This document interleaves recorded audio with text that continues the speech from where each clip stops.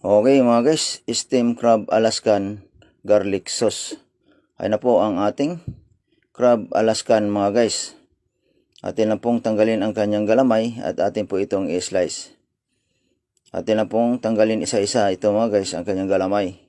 At atin po itong i-slice at pitpitin natin ito ng dahan-dahan para ito po ay mabilis mabuksan ng ating customer. Ayun na po mga guys, atin lang po itong hugasan at atin po itong linisin ang ating Alaskan crab. Atin lang po itong i-slice. Gamitin lang po natin itong garlic. Kailangan isutin natin muna at lagyan po natin ng lasa ang kanyang garlic bago natin ito itap sa ating Alaskan crab mga guys, ang kanyang garlic sauce. Ready to use na po ang ating garlic sauce.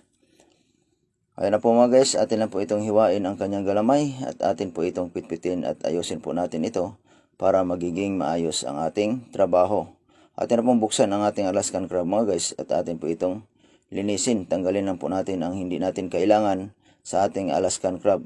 Ayun na po mga guys, atin na po itong tanggalin at atin po itong i-slice ang ating Alaskan crab. Ayun na po mga guys, atin na po itong i-slice ang ating Alaskan crab. Atin lang po itong hugasan at atin po itong i-steam ng maayos. I-steam lang po natin ito ng 8 minutes mga guys ang ating Alaskan crab mga guys. Ayun na po, nililinis na po natin ito ng dahan-dahan. Atin na po itong linisin ang kanyang ulo at atin po itong itakip mamaya sa pinakataas. Itap lang po natin ito mga guys. Ayun na po mga guys, atin na po itong nalinis at naayos na po natin ito. Na-arrange na po natin ito ng maayos. Ayun na po ang ating Alaskan crab mga guys. Atin na po itong i-arrange mga guys ang ating Alaskan crab bago natin i-steam. Atin na po itong lagyan ng garlic at itap lang po natin ito sa pinakataas. Ayun na po mga guys, atin na po itong i-arrange ang ating Alaskan crab. Atin na po itong itap ang kanyang garlic sa pinakataas. Lagyan na po natin ito ng garlic sauce. Atin na po itong itap sa ating Alaskan crab mga guys. Ayun na po mga guys ang ating garlic sauce. Atin na pong naitap sa ating Alaskan crab. Atin lang po itong i-steam ng 8 minutes mga guys ang ating Alaskan crab mga guys. Ayun na po mga guys, atin lang po yung i-steam ito ng 8 minutes ang ating Alaskan crab.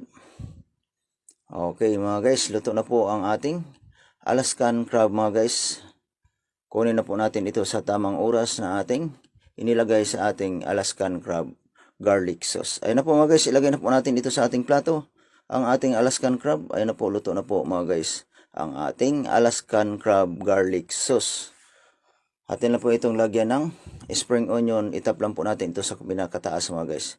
Takip na po natin ang kanyang takip sa ating Alaskan crab. Lagyan na po natin ito ng yansoy mga guys. Ayun na po mga guys ang ating steam Alaskan crab garlic sauce. Ayun na ang ating Alaskan. Ready to serve na po sa ating customer mga guys ang ating Alaskan crab garlic sauce. Maraming salamat sa inyo mga guys sa inyong panonood sa aking FB page. Maraming salamat po sa inyong suporta at nanonood sa aking FB Reels. Maraming salamat po sa inyong lahat mga guys.